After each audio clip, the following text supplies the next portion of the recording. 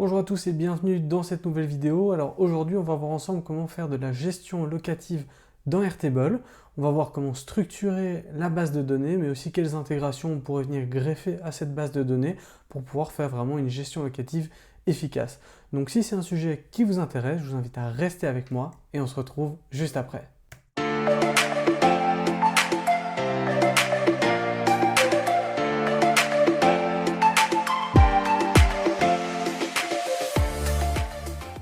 Voilà, donc on se retrouve sur un diagramme que j'ai préparé pour déjà vous montrer un petit peu la structure des tables, comment moi je structure en général ça dans Airtable.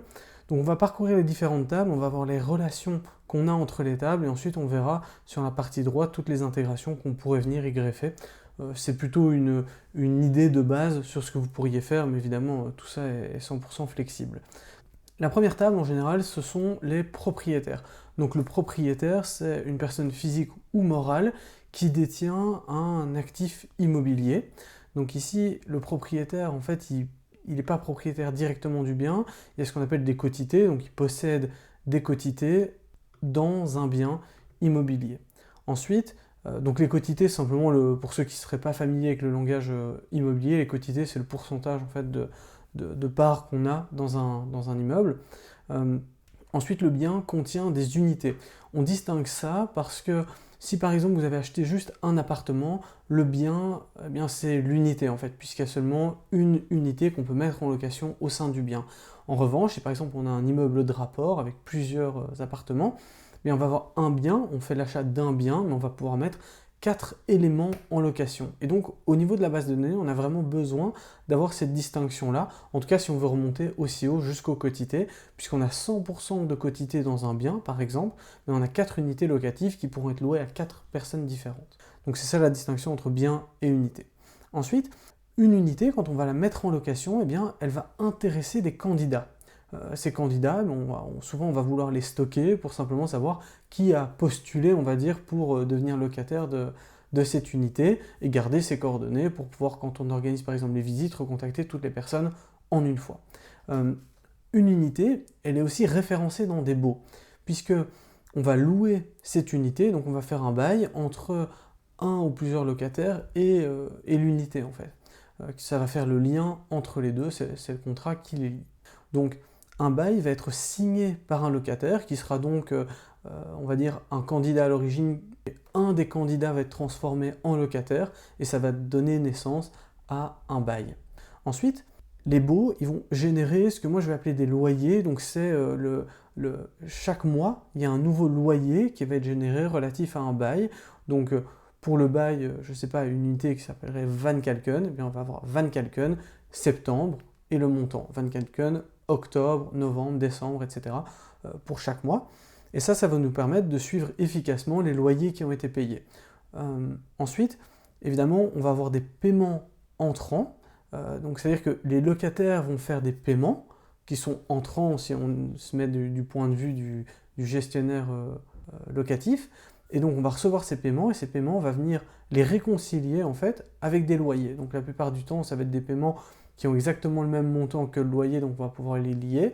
Mais parfois, on pourrait aussi avoir une personne qui vient payer deux loyers d'un coup, qui se trompe de montant, etc. Donc c'est important d'avoir une table pour les paiements qui soit idéalement séparée. Je vais vous montrer aussi dans le cadre des intégrations en quoi c'est utile. Et ensuite ici, si on se met dans la peau d'un gestionnaire de biens mais professionnel, eh bien, ce n'est pas des loyers on ne perçoit pas les loyers. Alors soit on perçoit les loyers au sein de l'agence et ensuite on les redistribue aux propriétaires, ou bien ils arrivent directement aux propriétaires. Mais en tout cas, parfois, on va avoir besoin de faire des paiements sortants vers le compte des propriétaires. Et donc c'est pour ça qu'ici, j'ai aussi une relation entre propriétaire et paiement sortant. Alors ici, j'ai dessiné cette relation.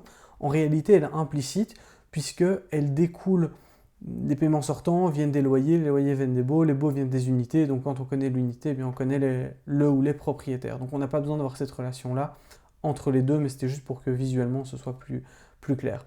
Donc ça, c'est vraiment la structure de base, on va dire, pour de la gestion locative. Évidemment, on peut aller plus ou moins dans le détail, il y a plein de choses qui pourraient être faites, la gestion des charges, l'indexation des loyers, ce genre de choses. Maintenant, pour garder ça relativement simple, j'ai mis vraiment les tables essentielles.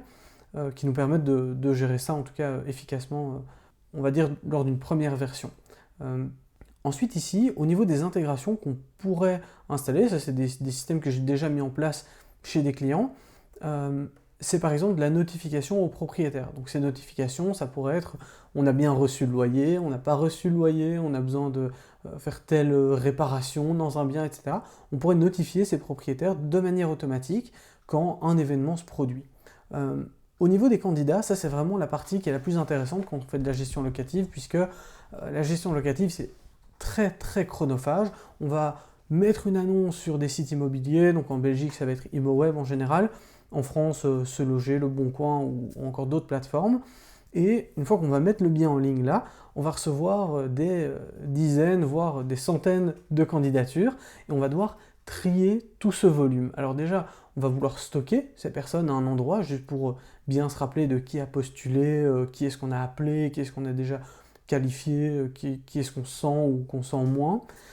Donc on va vouloir stocker tout ça. Donc c'est pour ça qu'ici j'ai fait une relation, simplement parce qu'on va pouvoir en fait récupérer les informations, soit via ce qu'on appelle du mail parsing, donc c'est extraire les informations qui se trouvent dans l'email, soit via API, de ces différentes plateformes, et venir stocker tous les candidats qui auraient postulé relatifs à une unité. Comme ça on a tout centralisé au même endroit. Et ensuite on pourrait aussi faire de la notification aux candidats pour par exemple les préqualifier. Donc là ce serait, une fois qu'ils ont postulé, on leur renvoie un SMS ou un email en disant merci d'avoir postulé, on a besoin d'avoir quelques informations en plus sur vous, et là on peut leur envoyer un formulaire pour qu'eux-mêmes se préqualifient, on va leur poser une série de questions, et ça va nous permettre de savoir de qui il s'agit, est-ce qu'on a toutes les informations cohérentes, etc. Tout ce qu'il nous faut soit pour nous prendre la décision ou pour présenter ce profil-là aux propriétaires. Donc cette étape de préqualification, elle est hyper utile parce que ça veut dire qu'on va pouvoir automatiser toute cette phase de préqualification et on ne va pas devoir appeler chaque personne une à une et puis noter sur un bout de papier ce qu'on en a retenu, etc. Toute cette phase-là se fait automatiquement et on va être capable de directement déduire un score pour le candidat et pouvoir par exemple trier les candidats selon leur score et seulement se concentrer, on va dire, sur l'essentiel. Ensuite, supposons qu'on ait trouvé un candidat, eh bien on va maintenant le transférer dans le locataire et on va créer un bail associé. Ce bail, évidemment, on va devoir le générer. Donc la plupart du temps, les personnes qui font de la gestion locative, elles ont un template Word, par exemple, qu'elles vont éditer. Il faut bien se rappeler de modifier ici, là, etc. un peu partout dans le document. On oublie souvent de changer certaines mentions. Et donc, une bonne manière, en fait, d'outrepasser ce problème-là, c'est de faire la génération automatique de documents.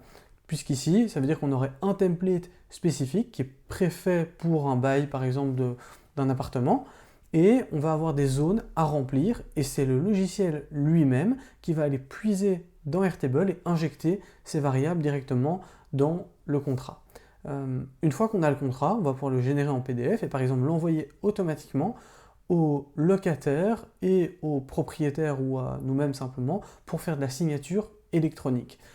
Et donc ça veut dire qu'en fait, ici on a un processus qui est quasi 100% automatisé puisqu'on collecte les candidats, on en sélectionne un, on le met dans un bail, ça génère automatiquement le document et ça l'envoie pour signature. Dès que les deux parties ont signé le contrat, ça vient se stocker dans Airtable et on sait que le bail est actif, il a une durée de vie et à partir de là, le système va commencer automatiquement à générer des loyers tous les mois qui seront à payer. Et donc là, on aura simplement à aller regarder, par exemple, si on veut le faire à la main, les différents loyers qui sont à payer et regarder en parallèle le compte bancaire et voir ce qui a été payé. On le coche et ça disparaît. Comme ça, on a toujours une vue claire sur les impayés. Maintenant, on peut aller encore plus loin puisque on peut également connecter sa banque directement à l'outil. Et donc, on pourrait faire de l'import de transactions pour les paiements entrants et même faire de la réconciliation de paiement. Ça veut dire que, par exemple, tous les jours, on va importer les transactions et on va essayer de les faire correspondre à des loyers qui sont à payer. Donc si par exemple, je reçois un paiement de Florian d'un montant de 800 € et que je trouve un loyer correspondant, je sais que c'est la bonne personne qui l'a payé. On peut aussi vérifier sur base du numéro de compte, sur base d'une communication qui serait spécifique, structurée ou autre, et on va venir pouvoir rapprocher ces deux éléments et ça nous évite nous-mêmes de devoir ouvrir le compte bancaire et devoir faire ce rapprochement manuellement.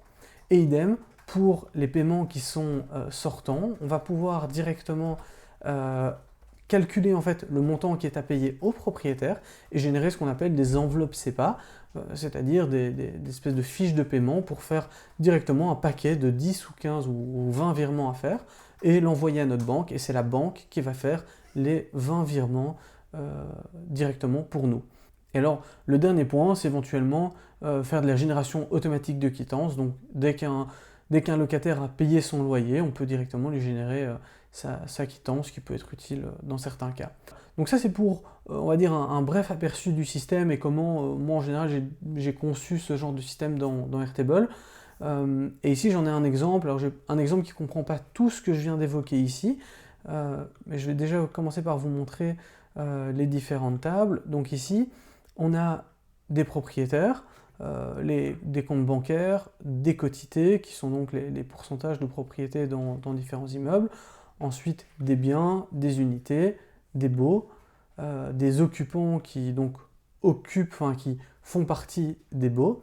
Et ensuite, on a des payouts. Les payouts, c'est les virements qui sont faits directement à certaines personnes. Et ensuite, on a la notion d'impayé, donc on va pouvoir voir directement tous les virements qui sont encore en attente. Et donc, au moyen d'une interface ici, on va pouvoir voir directement ce qui est disponible sur le compte. Donc ça ici, c'est fait à la main. On va voir le nombre d'impayés, on va pouvoir voir ce qui doit être versé sur chacun des comptes. Et en allant simplement ici, on va pouvoir marquer un loyer qui est en attente comme payé, et il va directement disparaître, et ça va se refléter directement sur ce qui est disponible sur le compte. Ici, sur cet exemple, c'est fait à la main, c'est-à-dire qu'il n'y a pas d'import automatique de virement, mais des paiements entrants pour les loyers, mais ça pourrait être fait de manière tout à fait automatique. Donc ça, c'est le genre de système que vous pourriez mettre en place dans Airtable.